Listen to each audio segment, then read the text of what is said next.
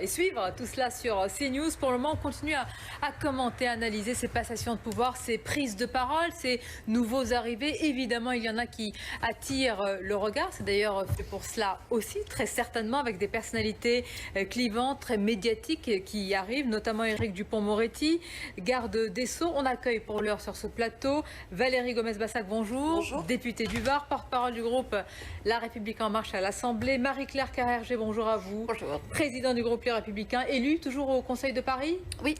Très bien. Avec nous toujours maître Jean-Yves Le Borne et Loïc Signor, évidemment, pour la partie très politique. On a écouté ensemble tout à l'heure sur CNews les premiers mots d'Éric Dupond-Moretti, et maître Le Borne nous disait une volonté de concilier, d'apaiser. C'est vrai que quand on se souvient quand même de la charge au bazooka d'Éric Dupond-Moretti par rapport aux magistrats, on se demande, est-ce que c'est le même homme qui a dit ceci? Les magistrats sont humains, indépendants. Il veut réconcilier avec l'idée de la justice. Alors qu'il fait le procès des juges tout le temps, hein, maître Éric Dupond-Moretti. Il faisait le procès des juges. Je ne suis pas surpris de ce changement, et je pense en plus qu'il est sincère. En ce sens que quand on est en charge d'une mission dans ce qui est une situation polémique, c'est-à-dire un procès, on peut avoir un discours chargé d'une opinion un peu unilatérale, un peu partisane. La défense défend. Et de temps en temps, pour défendre, elle attaque.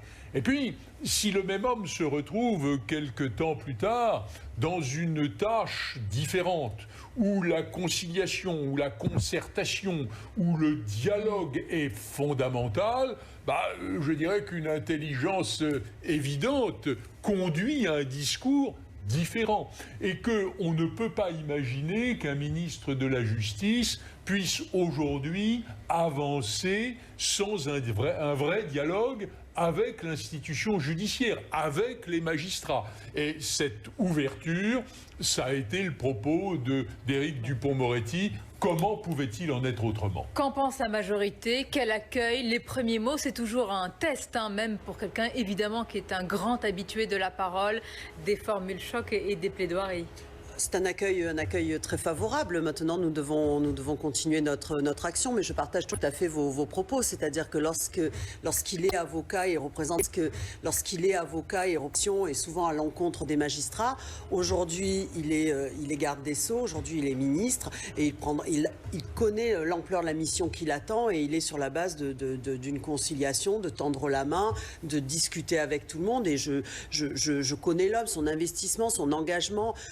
Je n'ai aucun doute sur son intégrité à faire face à cette mission qui l'attend. Donc il faut espérer qu'il y arrive et qu'il ait les moyens de ses ambitions. Mais ça, on va en parler. Tout à fait. Hein. Mais après, je pense que la fonction fait l'homme, et c'est quelqu'un qui est connu et reconnu, qui est respecté. Ça, c'est une très bonne chose. Au-delà des partis, des clivages transpartisans, oui, même j'allais dire conclusion que vous tirez, même éloge aussi peut-être. Oui, à vrai dire, moi c'est un grand pénaliste, hein, mon voisin me dit mentira pas. Je pense que effectivement, si on passe notre temps à comparer les mots de maître Dupond-Moretti, pénaliste, donc le royaume du droit, mais aussi beaucoup de la parole, et sans compter que c'était un homme de télévision, un homme de théâtre, bref, un homme qui a beaucoup parlé. Si on passe son temps à comparer tout ce qu'a dit maître Dupond-Moretti depuis des années à ce qu'il fait, c'est vrai que le spectacle va pouvoir durer assez longtemps. Moi, je voudrais surtout pas oublier qu'on a là affaire à un changement de gouvernement et apprécier la portée de ce changement de gouvernement. Là, on va pendant 2-3 jours parler de maître Non, Dupond-Moretti. mais ce que je veux dire, mais je connais quand même la sensibilité de la droite à certains sujets. Quand il dit indépendance de la justice, réforme du parquet, que la justice ne se fasse plus dans les médias, les réseaux sociaux, etc.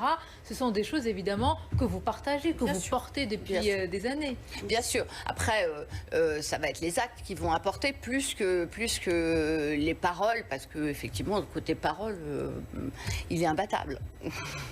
il est imbattable. Loïc Signor aussi, imbattable dans les prétoires, imbattable aussi quand on voit un tel discours. D'ailleurs, il faut le reconnaître, avec beaucoup d'émotion. Je le disais tout à l'heure, on a l'impression qu'à lui seul, c'est une fresque de la justice de notre pays. Il connaît tous les tribunaux quasiment, évidemment. Et puis il a défendu beaucoup de personnes, comme il a dit lui-même, en difficulté. Mais l'homme politique, quid de la surface politique d'Éric Dupond-Moretti? Alors même s'il prétend ne pas être un homme politique, il a déjà suscité depuis hier soir d'innombrables réactions politiques et de ce fait, Emmanuel Macron a réussi son coup politique. Alors après, à l'usage, effectivement, le chef de l'État veut remettre la place Vendôme au centre de Paris avec une personnalité forte, là où il avoue quelque part l'échec de la société civile façon Nicole Belloubet, parce que si Éric Dupond-Moretti se prétend aussi faire partie de la société civile, il n'est pas exactement de ce profil, du même profil qu'était Nicole Belloubet. Le ministère de la Justice, le garde des Sceaux, va reprendre certainement avec Éric Dupond-Moretti la place qui lui est due. Et on voit très bien dans ce discours d'une justesse implacable ce que veut en faire Éric Dupond-Moretti, avec déjà des garanties, semble-t-il, obtenues par le nouveau garde des Sceaux, notamment sur la réforme du parquet, alors qu'Emmanuel Macron avait été pour le moins frileux jusqu'à présent sur cette réforme. Et rien que le fait d'employer ce terme de réforme prouve qu'Éric Dupond-Moretti se met très rapidement à la politique. En témoigne aussi son allusion à la réforme des retraites. Il concède qu'il va falloir travailler un peu plus, lui qui aurait peut-être l'âge de la retraite justement. En tout cas, demain, première question au gouvernement. Éric Dupond-Moretti va se retrouver dans l'hémicycle face à ses principaux détracteurs que l'on entend depuis hier soir, les membres du Rassemblement national, à commencer par Marine Le Pen. Et là, nous verrons si le coup Éric Dupond-Moretti est parfaitement réussi pour Emmanuel Macron, dans le sens où il pourrait déminer le terrain, protéger le président de la République. Oui, je pense que c'est très juste. Je pense qu'il y a quand même un grand problème d'autorité. Il y a un problème avec la justice aujourd'hui. La justice, elle est rendue par les magistrats. Je trouve quand même assez mauvais signe, un assez mauvais départ quand même que d'avoir quelqu'un qui a incarné une opposition à la magistrature. La magistrature aussi est en crise aujourd'hui, la police, mais aussi la magistrature. Donc vraiment, nous, on sera très sensible aux actes et aux actes de reconnaissance et de légitimation de tous ceux qui rendent la justice et représentent l'autorité aujourd'hui. Même si à droite, vous les avez souvent critiqués, une certaine magistrature et une justice et une république des juges. On retrouve quand même beaucoup de phrases de la droite dans ce que dit et dans ce que défend et dénonce aussi maître. Oui, moi je suis très, à titre personnel, je suis très attachée au service public et notamment au service public de la justice. Il travaille, et d'ailleurs maître Dupond-Moretti l'a dit, il travaille souvent dans des conditions déplorables, donc il l'a reconnu et c'est très bon signe. Mais vraiment, en ce moment, il faut surtout s'attacher à ça, à conforter l'État est en difficulté, notre démocratie est très fragile et il faut aujourd'hui conforter tout ce qui incarne le droit et la justice dans notre pays. Moi je pense que, contrairement à ce que vous venez de dire, mais je ne pense pas que la magistrature soit en crise. Je pense qu'il y a une problématique institutionnelle qui est que les magistrats exercent un pouvoir, le pouvoir judiciaire, et qu'ils sont, du moins pour une partie d'entre eux, les parquetiers, sous la tutelle d'un ministre, c'est-à-dire du pouvoir exécutif.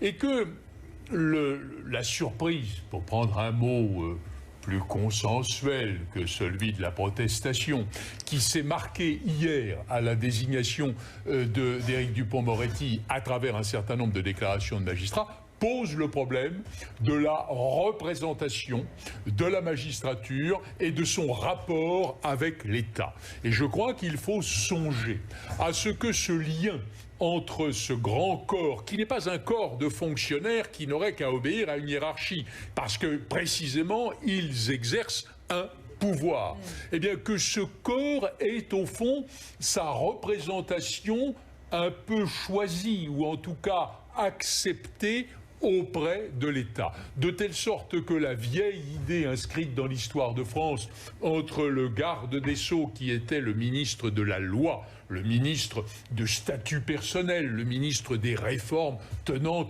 à la vie des êtres, et le chancelier. D'ailleurs, on parle à propos du ministère de la Justice de la chancellerie, qui était le ministre de la Justice, pourrait être une perspective qu'il faudrait creuser. Il y a cette perspective, il y a aussi, c'est ce que vous pointiez, en tous les cas, il faut aller contre le déficit d'autorité. Il y a eu un déficit d'autorité incarné par Nicole Belloubet, par Christophe Castaner. Est-ce qu'aujourd'hui, avec de telles personnalités, à la fois Place Beauvau, Gérald Darmanin et garde des Sceaux, Éric Dupond-Moretti, c'est aussi une autorité républicaine réaffirmée de nouveau sur le devant de la scène? Déjà, je vous trouve très dur lorsque vous parlez de déficit d'autorité. Il y a eu des crises importantes, il y a eu quand même des mouvements des Gilets jaunes, etc., qui ont été très Christophe difficiles. Castaner incarnait l'autorité, selon vous? Je pense qu'il a bien géré la crise des Gilets jaunes, oui, si c'est ça que vous voulez me faire dire, je le dis volontiers, parce que c'était, alors certes, c'était des décisions que nous avions prises, qui n'ont pas été acceptées ou pas été comprises, ou en tout cas, personne n'en voulait, donc il a fallu expliquer, et je trouve qu'au vu de l'ampleur du phénomène... On a envie de vous dire pourquoi il est parti, alors s'il a réussi, comme vous avez dit. Non, j'ai pas dit qu'il avait réussi, je dis qu'on peut pas leur faire ces procès-là, et Nicole Belloubet, pareil, elle s'est attaquée au chantier de la justice, il y avait le problème des réformes des retraites auprès des avocats, tout ça c'était difficile, donc qu'il y ait un changement, je trouve ça plutôt sain, ça va redynamiser la politique que l'on souhaite mener, le chemin sera différent, c'est ce qui a été dit par le président de la République, mais il n'y aura pas de rupture non plus. Et regardez ces images en direct, première visite sur le terrain de tout nouveau ministre de l'Intérieur, Gérald Darmanin.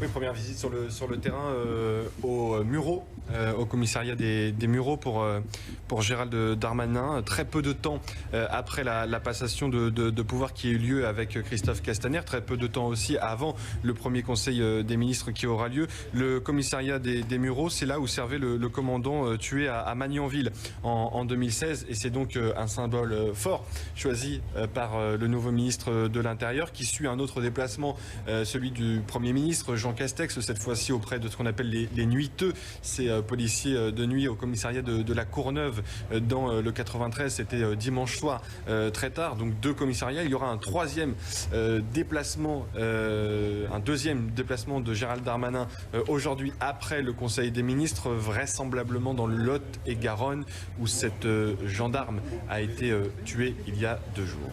Si je vous posais la question tout à l'heure de la concordance entre la justice et l'intérieur, c'est parce que de tout temps, normalement, il y a ces 2 piliers qui marchent ensemble, en même temps, si je puis dire, dans notre République et qui assurent l'autorité républicaine. Un ministre de l'Intérieur fort, un garde des Sceaux qui a quand même une personnalité affirmée. C'est aussi peut-être le retour, quand même, c'est ce que disent les opposants, qui avait ce déficit d'autorité républicaine, un retour, une réaffirmation. D'ailleurs, en entendant les premiers mots de Gérald Darmanin tout à l'heure, c'était assez clair, maître. C'était l'autorité, la lutte contre le séparatisme aussi, l'islamisme politique, ce sont des piliers qui ont été réaffirmés aujourd'hui. Mais moi, je souscris à votre propos sur l'apparition d'une nouvelle forme d'autorité, pour ne pas parler d'un déficit passé. En réalité, vous savez, dans le métier d'avocat, puisqu'on en parle, il y a un certain nombre de gens qui font le job. Quand vous les avez entendus, vous dites, il a dit ce qu'il fallait dire.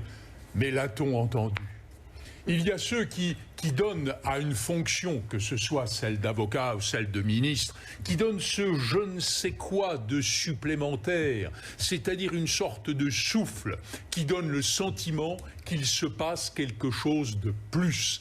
Et c'est un peu le sentiment que j'ai en voyant arriver des personnalités comme Gérald Darmanin ou comme Éric Dupond-Moretti qui vont porter en quelque sorte une mission, passer en quelque sorte de la gestion à la création. Et on commente en même temps en direct ces images avec vous. Loïc Signor, visite du tout nouveau ministre de l'Intérieur au commissariat des Mureaux, Gérald Darmanin, avec, il faut bien le dire, un accueil plutôt, alors je ne dirais pas positif, mais un accueil plutôt favorable à la fois des forces de l'ordre par rapport à Gérald Darmanin. Ça, c'est aussi très important, un tel a priori pour une si sensible prise de fonction. Oui, d'autant qu'il n'a absolument aucune expérience de la police. Gérald Darmanin a un parcours politique. Ce n'est d'avoir observé de près Nicolas Sarkozy. Voilà, peut-être. Nicolas Sarkozy Et qui le budget de l'intérieur. Et le budget de l'intérieur. Le budget, Oui. Nicolas Sarkozy disait en partant de Beauvau, j'ai tué le job. Et on a l'impression qu'évidemment, il a trouvé un héritier en la personne de Gérald Darmanin. Mais ce que disait Maître Le Borgne est très juste sur ce manque de souffle. Il faut bien se souvenir, et vous avez raison à ce titre, que Christophe Castaner avait fait au début l'unanimité dans les rangs des forces de l'ordre lorsqu'il y a eu ces manifestations de gilets jaunes, car Christophe Castaner défendait mordicus corps et âme, notamment l'usage si controversé du LBD, du lanceur de balles de défense, et il avait obtenu l'unanimité auprès des policiers. Depuis, les choses ont changé, notamment parce qu'il y a eu de la lassitude chez les policiers, qu'il y a eu aussi des heures supplémentaires non payées, et cette conférence de presse début juin qui a cassé le lien entre Christophe Castaner et la police. Et donc, effectivement, on a le sentiment que Christophe Castaner a tout loupé à Beauvau. Parfois, on donne ce sentiment, et notamment les oppositions. Les policiers étaient quand même plus mesurés dans leur jugement de Christophe Castaner. Là, ce qui va changer, et c'est là où je vous rejoins, c'est peut-être le souffle politique apporté par Gérald Darmanin. Et c'est ce qu'on voit immédiatement dans un commissariat parfaitement choisi, avec ce premier déplacement très rapide, avec ce cabinet aussi où figurent des membres anciens de l'Élysée, proches du président de la République. Et donc il y a cette reprise en main politique de la place Beauvau, et Gérald Darmanin va sans doute réussir sa mission, mais il faudra le voir encore une fois dans le temps. Valérie Gomez-Bassac, je vais vous laisser réagir. Il faut aussi se souvenir, et c'est pour ça que j'évoquais ce problème d'autorité, c'est qu'on avait quand même en France, dans notre pays, des forces de l'ordre qui jetaient à terre les menottes. Et cette image, elle ne peut pas être balayée évidemment de notre inconscient. C'était quand même, j'allais dire, des frustrations et des colères enracinées chez nos forces de l'ordre qui assurent notre sécurité. Alors tout à fait. Alors moi, j'en parle en ayant des retours de terrain, puisque j'ai jamais été très loin des forces de l'ordre, puisque je suis fille de policier, j'ai gardé des contacts tout au long de ma vie avec eux. Et là, les retours que j'ai, en effet, vous faites bien de le rappeler, c'est que Christophe Castaner était même très apprécié par la police de terrain, mais vraiment. Et aujourd'hui, ils accueillent favorablement Darmanin. En tout cas, moi, c'est les retours que j'ai. Donc, ils attendent de voir. Ils voient que c'est un homme qui a une autorité. Il l'a eu dans son ministère. Il a mené à bien les dossiers à Bercy. Donc, on peut s'attendre à ce que tout se passe bien également à ce niveau-là. Et ce sera un homme de terrain, parce que Darmanin est vraiment un homme de terrain. Donc, j'ai beaucoup d'espoir sur ça. Quant à Dupond-Moretti, l'autorité, il l'incarne en lui-même. Donc, je pense qu'en effet, ça peut également rassurer, et que l'équilibre sera trouvé. J'y suis vraiment favorable. Et il faudra voir, et c'est quand même tout ça doit être replacé dans un ensemble. On vit quand même en France depuis 2 ans en conflit social permanent. Les gilets jaunes, la réforme des retraites qui n'était quand même ni faite ni à faire. On a eu quand même des policiers qui ont été soumis à très rude épreuve. Moi, mon vœu le plus cher, c'est quand même que le président de la République ait pour la suite et la fin de son quinquennat une action réformatrice réelle, mais qui précipite pas tout le monde dans la rue. On est en train de vivre quand même. Là, on a des très belles images, c'est très bien. Mais enfin, on vit une crise économique majeure. On sort d'une pandémie, on n'est pas sûr qu'il y aura une nouvelle vague ou pas. On a des faillites à l'appel. Aujourd'hui, on a un président qui nous dit, dans un interview à la presse régionale, qu'il va poursuivre la réforme des retraites, etc. Donc c'est bien de refaire confiance à l'autorité, de la réaffirmer, mais si on part à nouveau en vrille sur le plan des réformes, sur l'absence de dialogue social, on pourra tout réaffirmer. Va être jugé à l'épreuve des faits, à l'épreuve aussi des crises qui ne sont pas terminées. Au contraire, malheureusement, d'ailleurs le président l'a dit, la rentrée sera très dure et les Français le savent, mais nous insistons, il est vrai, sur ces premières images pour aussi définir aussi ce nouveau costume de Gérald Darmanin. On le disait souvent, parce que tout à l'heure, de manière un peu ironique, on se demandait mais où sont les macronistes? Aujourd'hui, ministre de l'Intérieur, qui est l'un des postes les plus sensibles de la République, nous avons un proche de Nicolas Sarkozy, nous avons aussi un ami intime, il se revendique ainsi, de Xavier Bertrand. Nous avons aussi quelqu'un qui a essayé par 2 fois, Loïc Signor, d'atteindre la place Beauvau après le départ surprise de Gérard Collomb. Gérald Darmanin, on le sait, a voulu y entrer. Hier, toute la journée, nous l'avons évoqué ici même sur cette antenne. Le matin, nous ne savions pas entre Jean-Michel Blanquer et Gérald Darmanin qui allait atterrir à place Beauvau. C'est quelqu'un qui le veut, c'est quelqu'un qui veut être le premier flic de France. Il y a une véritable ambition, une volonté ici. Et puis, ironie de l'histoire, il y a 20 mois, lorsque Gérard Collomb claque la porte avec surprise et fracas de la place Beauvau, Emmanuel Macron pense tout de suite à un nom, coche un nom sur sa feuille, celui de Jean Castex. Et à l'époque, l'aile gauche de la Macronie se roule par terre, comme on le raconte en coulisses, pour dire attention, surtout pas un proche de Nicolas Sarkozy, premier flic de France, place Beauvau. Et c'est à ce moment-là qu'Emmanuel Macron décide de nommer Christophe Castaner au ministère de l'Intérieur pour garder cette place forte et incontournable dans le giron de la Macronie. Ironie de l'histoire donc, 20 mois plus tard, c'est un proche de Nicolas Sarkozy qui arrive place Beauvau. Effectivement, cela a donné lieu à des batailles en coulisses, puisque jusqu'à dimanche soir, c'est Jean-Michel Blanquer, proche là aussi d'Emmanuel Macron, qui tenait la corde pour devenir premier flic de France, lâcher l'éducation nationale, direction la place Beauvau. Mais Jean Castex poussait, lui, en coulisses pour l'option Gérald Darmanin, qui le voulait, vous l'avez dit Sonia, depuis longtemps, non pas pour un attachement particulier à la police, mais parce que cela colore un parcours politique. Bercy, Beauvau, ça rappelle d'autres parcours, oui, ceux de présidentiables. Oui, évidemment. Et ces images, il faut le préciser, c'est une tradition pour les ministres de l'Intérieur, tout juste et fraîchement nommés place Beauvau, et bien de faire un premier déplacement, évidemment, dans un commissariat, évidemment pour un signal fort aux forces de l'ordre. Et actuellement, c'est dans ce commissariat des Yvelines, avec aussi, il faut bien le dire, Maître Le Borne, toujours la même revendication et critique des policiers qui se sont succédés pour dire, et les syndicats de police, il faut que la justice suive. Nous n'en pouvons plus de voir les mêmes nous narguer parce que tout simplement ils ont commis un délit, qu'on les voit quelques temps après sortir de prison parce que tout simplement les peines ne sont pas suffisantes, parce que la justice, disent-ils, parfois est laxiste. Il faut que ces deux piliers marchent enfin ensemble. Je comprends l'inquiétude des policiers, voire leurs revendications, mais, et c'est le point le plus important, la justice ne doit pas rendre compte à une autorité supérieure qui n'existe pas des décisions qu'elle prend.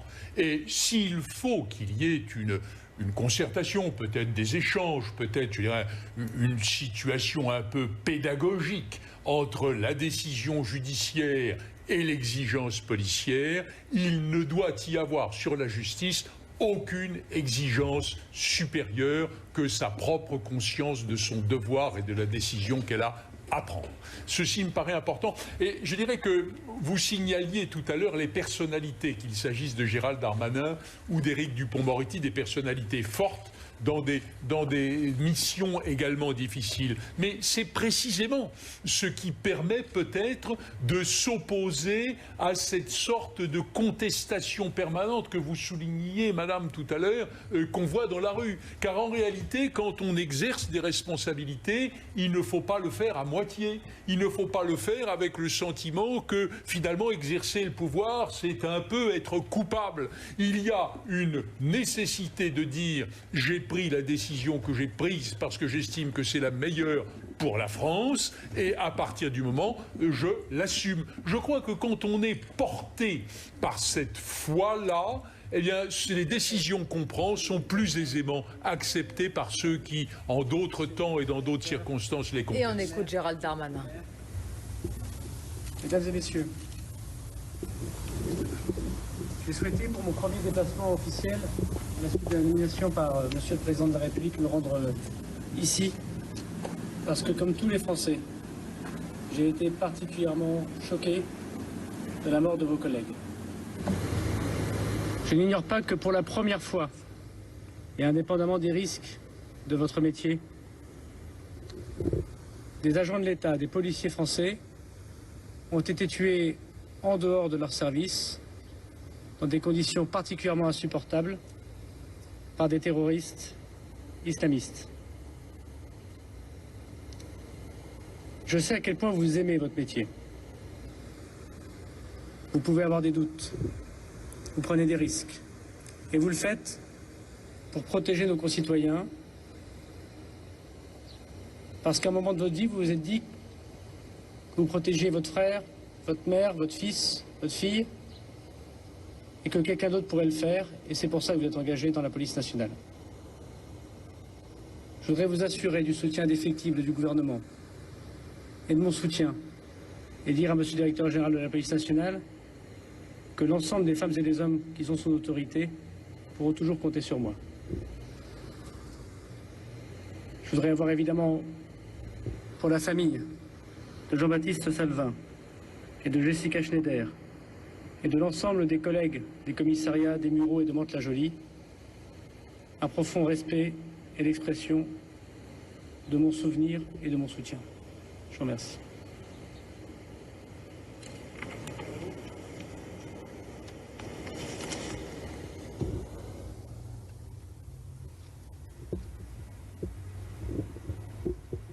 Loïc Signor, un premier déplacement, une première visite et surtout évidemment un hommage très appuyé. On imagine à cet instant aussi l'émotion évidemment des policiers des forces de l'ordre. Oui, premier déplacement symbolique pour Gérald Darmanin avec cet hommage rendu au couple de policiers tués en 2016 à Magnanville en dehors de leur service. C'est ce que précise justement Gérald Darmanin par un terroriste islamiste. Il emploie les mots, évidemment, ça fait sens.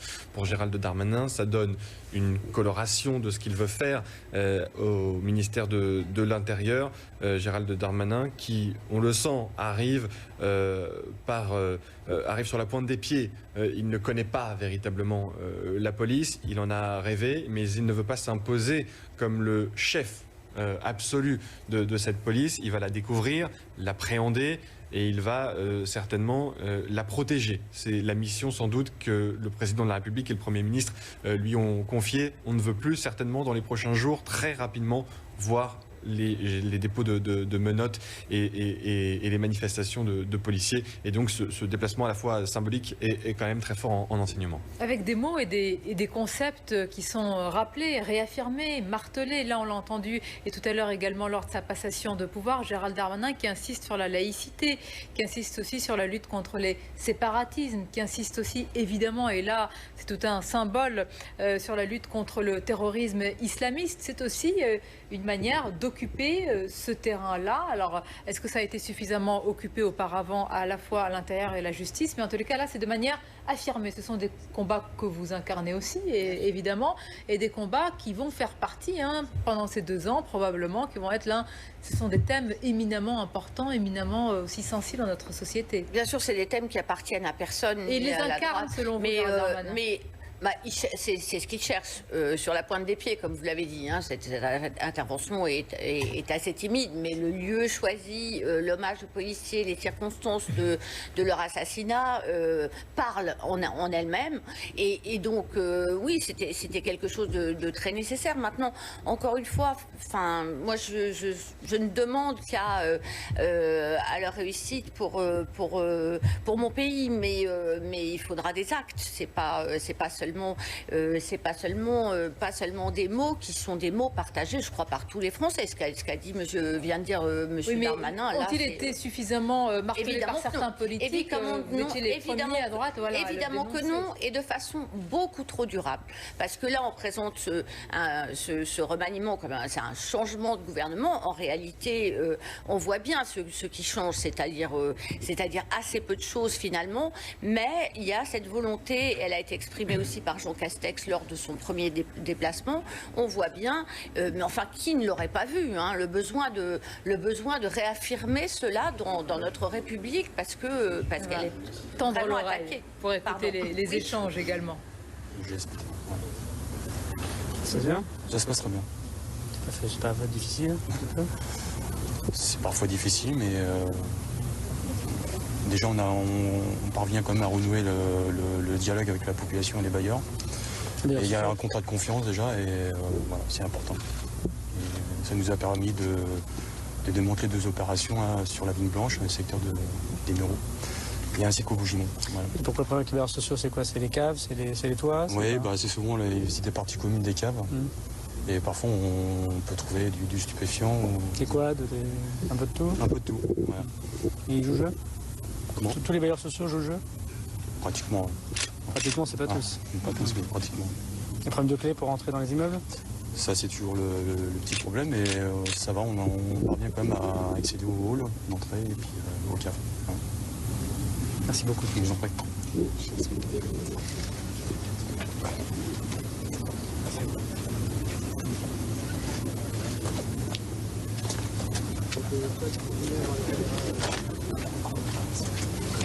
Gérald Darmanin qui poursuit donc sa visite au commissariat Les Mureaux. Vous décriviez, Loïc Signor, des premiers pas. Je ne sais pas si on peut les qualifier de timides ou pas. On verra aussi à l'épreuve des faits. En tous les cas, c'est un ministre de l'Intérieur qui veut occuper cette place, qui veut incarner cette autorité, qui veut habiter aussi et endosser ce costume. Il a d'ailleurs cité à cet égard, c'est très important, les références culturelles, historiques ou littéraires, Clémenceau.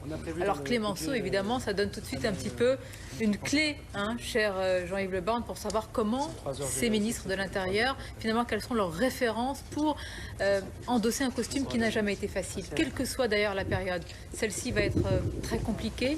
La crise sociale n'est pas terminée, au contraire, elle peut se transformer en crise très dure avec une hémorragie de l'emploi, nous verrons cela. C'est-à-dire c'est quelqu'un qui va devoir alterner l'autorité, mais aussi éviter les débordements, les bouffées de violence dans nos rues aussi. L'évocation de Clémenceau, vous avez raison de le dire, je dirais même que c'est courageux, parce que se placer dans l'ombre de Clémenceau, il faut tenir la comparaison. Et je trouve que cette première démarche du nouveau ministre de l'Intérieur est assez significative. Je n'y vois pour ma part aucune timidité. Je pense que quand on rend hommage à deux personnes qui ont, à cause de la mission qu'ils assumaient, perdu la vie, le minimum, c'est d'avoir cette discrétion qui a été celle de Gérald Darmanin. Qui ont été massacrés, hein, c'est la réalité. Massacrés chez eux, oui, absolument. Quelque chose d'épouvantable. Et puis, je crois aussi que c'est symbolique en ce sens que c'est une manière de dire à la police et également à l'ensemble de nos compatriotes, nous n'oublions pas que votre mission est à la fois dangereuse au jour le jour, mais qu'elle peut être aussi tragique de temps en temps, et que devant le fait que vous assumez cette tragédie, nous venons vous rendre hommage. C'est une manière aussi de dynamiser les troupes et de reconnaître à travers cette évocation du passé que l'on sait quels sont les risques que les policiers prennent. Attention à Clémenceau en politique, on se souvient du discours de François Hollande à Manuel Valls qui citait, lui, l'ancien Premier ministre, énormément Clémenceau. L'ancien président de la République lui avait dit « on peut être un grand homme sans jamais devenir président de la République ». Effectivement. Et donc il faut toujours se méfier de Clémenceau. Mais en regardant ces images, il y a évidemment cet hommage tout à fait nécessaire, tout à fait naturel et logique à ce couple, et cela avait ému toute la France et bien au-delà. Il y a aussi l'aspect politique, et on ne peut pas s'empêcher de le voir. Valérie Gomez-Bassac, à l'intérieur d'habitude, et c'est la tradition dans notre pays, ce sont des hommes de confiance, mais vraiment c'est la loyauté à 100% envers un président de la République. Pourquoi? Parce que vous gérez les dossiers les plus sensibles de la République, parce que vous savez tout, normalement, en tous les cas, vous devez tout savoir, mis à part être le premier flic de France. Est-ce que ça vous interpelle aujourd'hui, que ce soit plutôt Gérald Darmanin, qui ne vient pas évidemment de votre sphère politique, qui soit dans ce ministère si sensible? Non, alors moi ça ne me pose aucun problème, parce que nous l'avons dit dès que nous avons été élus, ce qui compte pour nous ce sont les compétences. Ce sont des personnes et de droite et de gauche. Pourquoi? Eh bien parce que nous n'avions pas d'antériorité, donc forcément nous venons ou de la droite ou de la gauche. Donc ça ne me gêne pas. Et je rappelle tout de même que le Premier ministre, lui, a fait le choix de venir nous rejoindre pour montrer justement ce lien qu'il a avec nous, il n'y a pas de la crispation. majorité. Non, il n'y a pas de crispation, puis on attend. Sans langue de bois, il n'y a pas de questionnement autour de toutes ces personnalités. On dit que les meilleurs viennent de droite. Et encore moins, je n'en ai pas ressenti, c'est récent, c'est depuis hier, et d'autant moins avec Gérald Darmanin qui a fait le travail, qui a vraiment, il a une unanimité autour de lui. On n'a pas senti de critique de la part des députés à son égard, même auparavant. Donc je ne vois pas pourquoi ça viendrait maintenant. Cette confiance, il la témoigne au quotidien, il est présent lorsqu'on a besoin de lui ou de le voir. Pour nous, c'est l'essentiel, c'est ce lien aussi avec l'exécutif. Donc, non, sur ça, franchement, c'est vraiment faire des procès d'intention qui sont pas nécessaires, parce que, encore une fois, il y a des hommes de droite et de gauche, oui, et c'est notre façon de fonctionner. Je vais faire réagir tout le monde autour de ce plateau dans quelques instants. On va retourner, parce que notre journaliste Florian Tardif est sur place. Florian, comme vous êtes sur place, évidemment, pour suivre ce premier déplacement, vous êtes plus à même que nous, d'en appréhender, non pas le sens, mais peut-être l'ambiance. Tout de suite, après la passation de pouvoir, Gérald Darmanin est sur le terrain. on comprend bien que le signal envoyé, c'est celui de la proximité sur le terrain, de l'autorité aussi, dans un commissariat. Oui, effectivement, à peine en fonction, Gérald Darmanin est déjà sur le terrain. Il est arrivé ici il y a une petite vingtaine de minutes dans ce quartier des Mureaux, donc dans la région parisienne, dans les Yvelines. Un déplacement à double titre. Premièrement parce que ce quartier des Mureaux figure parmi les quartiers de reconquête républicaine. Vous savez, c'est ce grand chantier qui a été lancé au début du quinquennat par l'un des prédécesseurs de Gérald Darmanin, Gérard Collomb, en 2018, mais également parce que c'est dans ce commissariat qu'officiait ce commandant adjoint tué en 2016, on s'en souvient, à Magnanville avec son épouse lors d'un acte terroriste. D'ailleurs, les premiers mots de Gérald Darmanin furent donc pour lui rendre un hommage 4 ans donc après leur décès. Pour la première fois, des agents de l'État ont été tués en dehors de leur service, a-t-il dit, devant les fonctionnaires de ce commissariat. Je sais à quel point vous aimez votre métier, mais votre protection est essentielle, leur a-t-il dit. Vous pourrez toujours compter sur moi. Un hommage important car l'hommage rendu il y a peu à ces 2 fonctionnaires de police par Christophe Castaner, le prédécesseur de Gérald Darmanin, était particulièrement froid. C'est ce que nous expliquait tout à l'heure le maire de Magnanville qui participe à ce déplacement dû aux tensions notamment entre l'ancien locataire de la place Beauvau et les fonctionnaires de police. On a en tête ces images de fonctionnaires de police jetant leurs menottes à terre, un lien donc qu'ils tentent de renouer avec les fonctionnaires de police en se déplacement ici dans ce quartier des Mureaux pour ce premier déplacement donc du nouveau ministre de l'Intérieur. Merci beaucoup Florian Tardif. Florian qui nous rappelle, c'est vrai, les premiers chantiers de Gérald Darmanin, ce sont plus que des chantiers, ce sont des urgences. Et je me tourne vers vous, Loïc Seigneur, il ne faut pas l'oublier, c'est-à-dire que lorsque Christophe Castaner est parti, il y a eu plus que cette colère des policiers envers les méthodes d'interpellation. Voilà un dossier chaud, brûlant tout de suite sur le dossier, sur la table du ministre de l'Intérieur, c'est-à-dire la clé d'étranglement. Qu'est-ce qu'il faut en faire? Si oui, faut-il la remplacer? Par quoi, etc. Déjà, va-t-il reprendre ce qui ressemble de plus en plus à un gadget qu'on avait mis en place à Beauvau au début de l'année, ce livre blanc des méthodes d'intervention qui aurait dû normalement arriver à des conclusions au moment où la crise sanitaire est arrivée, mais il est revenu sur le devant de l'actualité avec ces manifestations de policiers à la suite de la conférence de presse de Christophe Castaner. Est-ce que Gérald Darmanin va tout remettre à plat? Quelle est la feuille de route que lui a donnée le président de la République sur cette question des méthodes d'intervention? C'est sans doute le chantier prioritaire puisque c'est ce qui a crispé les relations entre le politique, entre le gouvernement et les policiers, avec un tas d'autres sujets aussi, notamment les rémunérations. On sait que le Ségur de la santé va bientôt rendre ses conclusions. Les policiers aussi ont des revendications salariales,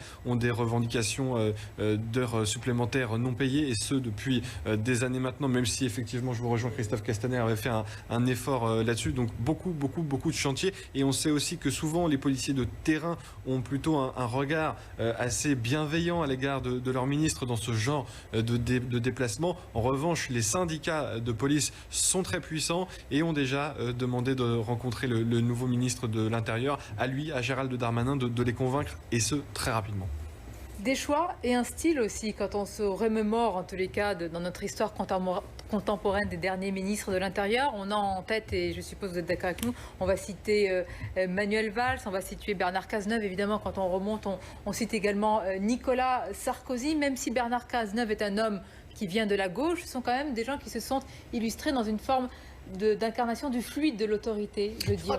En général, effectivement, c'est un ministère qui, je pense, pour tous ceux qui l'ont occupé, c'est un ministère très fort par ce qu'il incarne et par le lien qu'ont, ça a été souligné, les personnels, les fonctionnaires avec leur ministre. Et ce lien si fort, là, si la situation était si grave, c'est que le lien il était vraiment rompu dans les actes et et dans les paroles de M. Castaner et depuis longtemps. Là, effectivement, il y a ce chantier-là de rétablissement de ce lien et je comprends les policiers le seul départ de M. Castaner est déjà une bonne nouvelle. Donc M. Darmanin, il ne va pas être mal accueilli. Maintenant, la police a été attaquée, mais violemment. Il y a les questions des méthodes d'interpellation. Il y a des questions salariales, de rémunération aussi. Et même sans parler d'augmentation des rémunérations, la rémunération du service fait. Les policiers sont en heures supplémentaires depuis si longtemps. Ils sont épuisés et je crois qu'il va falloir leur donner un depuis si longtemps. Ceux qui a supprimé les postes, elle était facile, mais je suis quand même obligée de le rappeler. Il ne ferait pas autant d'heures supplémentaires s'il n'y avait pas eu toutes les suppressions de postes qu'il y a eu aussi dans le passé. Donc j'aime pas rappeler le passé parce que de toute façon ça ne fait pas avancer. Mais aujourd'hui vous êtes en responsabilité. Mais il faut quand même le dire. Et tout est fait pour augmenter tout le nombre de. Il y a eu d'ailleurs le nombre des personnes. Une levée de bouclier à l'approche du remaniement parce qu'on entendait justement l'arrivée de Frédéric Pechnard, là aussi proche de Nicolas Sarkozy, et les syndicats de police ont rappelé à juste titre que Frédéric Pechnard était à l'origine justement de la suppression de postes dans la police. Dans un contexte qui était quand même... Mais Frédéric Pechnard, on lui reconnaît quand même aussi une forme d'autorité, une connaissance. Oui, mais la connaissance ne saurait remplacer des choix qui ont été préjudiciables selon les syndicats de police. C'est difficile de repartir avec des choix préjudiciables. Il faut maintenant partir avec des projets nouveaux et justement voir tout mettre en œuvre pour justement essayer que ça... Ça fait 3 ans, oui, mais il reste plus 2 ans et ça passe vite. On connaissait quand même aussi avec la crise des Gilets jaunes qui a été difficile. Il y a quand même quelque chose qu'on doit évoquer. C'est une ombre et il ne faut surtout pas faire l'impasse là-dessus. Et là, je me tourne, j'allais dire, vers vous, Maître, parce que l'ancien ministre des Comptes publics, nouveau ministre de l'Intérieur, est visé par des accusations de viol. Alors l'affaire classée sans suite dans un premier temps a été relancée par la Cour d'appel de Paris le 11 juin, si je ne m'abuse, qui a ordonné la reprise des investigations. Alors peut-on parler, oui, d'une épée de Damoclès sur la tête du ministre de l'Intérieur? On ne peut pas imaginer qu'il n'y ait pas eu, j'allais dire... de vérification, mais en même temps, la justice suit son cours et on ne sait pas ce qui peut se passer. Alors, on sait que dans un premier temps, après enquête, cette affaire était classée, a fait l'objet d'un non-lieu, sauf erreur de ma part. Il y a eu un appel à l'encontre de ce non-lieu et la Cour d'appel a décidé qu'il fallait poursuivre l'enquête. Mais ça ne veut rien dire, ça ne présage en rien d'une quelconque réalité pénale de ce qu'on reproche à M. Darmanin. Donc je crois qu'il était très bon que la présomption d'innocence, je dirais, enfin prenant le pas sur cette vieille méthode baladure du mis en examen coupable potentiel avec laquelle il fallait rompre. Et puis je vais vous dire... Et ce n'est pas un risque pour vous, Maître? Et là, je parle plus sur l'aspect politique, évidemment, tout en respectant, faut-il le rappeler, la présomption d'innocence. Je ne crois pas que ce soit un vrai risque. L'affaire suivra son cours. Il n'est pas impossible qu'elle soit in fine à nouveau l'objet d'un classement. On verra, mais n'oublions pas quand même que cette affaire, apparemment vue de loin grave, a été considéré comme ne devant pas faire l'objet d'une poursuite. Bon, alors quand la Cour d'appel dit le contraire, elle ne dit pas que la personne est coupable. Non, elle dit qu'il faut continuer les investigations, c'est autre chose. C'est complètement différent. Donc, dire qu'il y a là une menace, je ne crois pas. Je voulais dire simplement un mot sur autre chose. C'est sur le fait que, en changeant de ministre, on va peut-être évacuer un certain nombre de concepts qui étaient des concepts de confusion. On parlait de violence policière.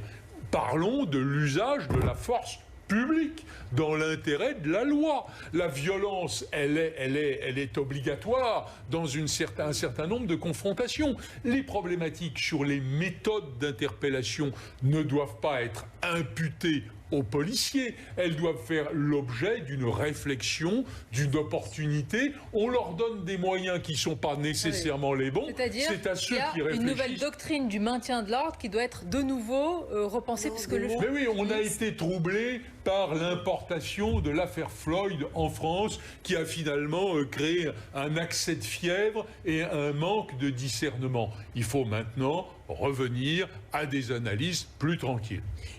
Vraiment, je suis ravie de vous entendre parce que c'est vrai que c'est même pas une question de méthode, c'est une question de mots qui ont été galvaudés. Et ça, c'est grave. C'est-à-dire, comme vous dites, les violences policières, on ne parle plus que de ça, alors que c'est un usage souvent légitime. Et parfois, ça ne l'est pas. Et là, il faut sanctionner. Mais c'est vrai qu'il faut faire attention aux mots que nous employons. Parce que c'est ça aussi qui défausse un peu tout. Et la présomption d'innocence. Moi, j'espère, j'ai entendu aussi Dupond-Moretti qui en a suffisamment parlé. défendu les policiers, a suffisamment rejeté cette expression de violence policière. Moi, sur les plateaux, je pense. Alors là, je crois que j'ai fait un sans faute. Ça ne suffit peut-être pas. C'est pour ça que ma question n'était pas personnelle, évidemment. Christophe Castaner, il les a défendus également. C'est bon, vous revenez toujours sur sa dernière prise de parole, sans doute. Peut-être que d'ailleurs, non, je défends pas, j'aime pas faire le procès des personnes. Castaner va s'occuper de la majorité. Peut-être, tant mieux. Mais pourquoi pas? Et en tout cas, il fédérera, c'est sûr, parce que encore une fois, c'est pas que je le défends, il est plus là, donc il est plus en tout cas aux commandes, donc je le défends pas, mais j'aime pas les procès qui sont faits au moment où la personne part. Ce qui m'intéresse, c'est le devenir, c'est pas ce qui s'est passé avant. Donc il faut en tenir les leçons. Il faut pas, voilà, il faut en tenir les leçons, il faut avancer, il faut. Mais moi, je suis contente des termes que j'ai entendus aussi, parce que c'est vrai que Dupond-Moretti l'a dit également. Il faut replacer la présomption d'innocence vraiment au cœur du dispositif, parce qu'une plainte c'est vite fait, parce qu'accuser quelqu'un, laisser courir des rumeurs, quelle que soit la personne. D'ailleurs, je ne parle pas uniquement des personnes qui travaillent pour la majorité ou avec la majorité, je parle de tout le monde. Ça va trop vite, ça va souvent trop loin, et ça brise des vies aussi. Et une question, est-ce que ces sujets et ces domaines éminemment régaliens, comme la justice et l'intérieur, ce sont ceux qui vont faire l'élection de 2022? Parce que ce que j'imagine, les téléspectateurs qui nous regardent nous disent, mais nous, à la rentrée, on a peur pour notre travail, pour la fin de mois, pour nos enfants, pour le déclassement. Bien sûr que c'est important, notre sécurité, mais qu'est-ce qu'on vit au quotidien? C'est généralement ce qu'on dit et ça ne se vérifie rarement. La sécurité et l'ordre, on pensait que ce serait justement le thème après la vague d'attentats quand même qu'a connue la France en 2015 et en 2016. On pensait que ce serait vraiment au cœur de la campagne présidentielle de 2017, et la transparence de la vie politique a tout emporté sur son passage, sûrement en lien évidemment avec l'affaire Fillon. Là, aujourd'hui, on reparle évidemment de l'ordre et de la sécurité, mais on regarde aussi attentivement, en tout cas à l'Élysée, ce qui se passe du côté de la jeunesse, de l'écologie, parce que la jeunesse a mis justement sur la table, sur le débat public, le sujet des violences policières, qu'on les appelle comme ça ou non, ce sont les mots des jeunes, notamment manifestants, qui demandent des comptes aux politiques. Donc il est sans doute trop tôt pour le dire, mais avec cette équipe que forme aujourd'hui le gouvernement Castex, Emmanuel Macron a des protecteurs politiques. Éric Dupond-Moretti est tout à fait légitime pour s'emparer de sujets comme ceux que nous avons abordés sur la police, sur les méthodes d'intervention, sur l'antiracisme, comme il l'a précisé lors de son discours. Gérald Darmanin est un politique extrêmement habile pour prendre la parole et éviter à Emmanuel Macron de devoir descendre dans l'arène. Jean Castex est aussi un très bon connaisseur de l'État et des territoires, et il fait en ce sens un pas vers les élus locaux, et on sait que souvent les élus locaux sont les premiers à tirer la sonnette d'alarme. Donc Emmanuel Macron s'entoure effectivement là, non pas d'un gouvernement de combat dans des réformes, mais un gouvernement de combat dans les sujets d'actualité qui vont accompagner le président de la République vers 2022. Peut-être vous demander, en guise de conclusion, un mot au lendemain de ce remaniement, de cette journée de passation. Là, ça va se poursuivre. Qu'est-ce que vous retenez? Quel est le point le plus saillant et le plus important pour la suite aussi? Moi, je suis très perplexe, et encore, je choisis à dessein un terme bienveillant. Mais à vrai dire, je suis très inquiète. Je suis très inquiète parce que ça fait 2 mois qu'on est déconfinés, ça fait 4 mois qu'on sait que la crise économique va être épouvantable. On parlait des jeunes, on ne voit toujours rien venir pour les jeunes diplômés, les jeunes non diplômés, ceux qui entrent en apprentissage, etc. Moi, je suis extrêmement inquiète. Quand je vois les faillites à répétition, je vois les Chinois qui sont en train de menacer de venir faire leur marché dans nos entreprises.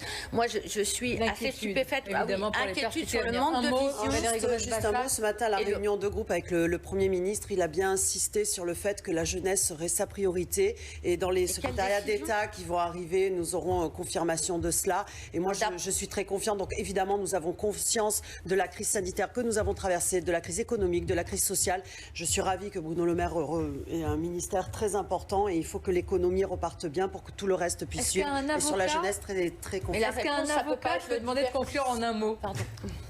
J'ai peur.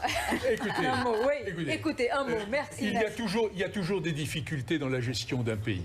Mais on voit apparaître un certain nombre d'hommes et de femmes qui ont le courage de prendre les choses en main. Eh bien, on va les juger à l'épreuve des faits. C'est ce que feront les Français. Merci en tous les cas d'avoir participé à cette édition de la mi-journée. Vous restez avec nous, bien sûr. Ça se poursuit sur CNews avec le Carrefour.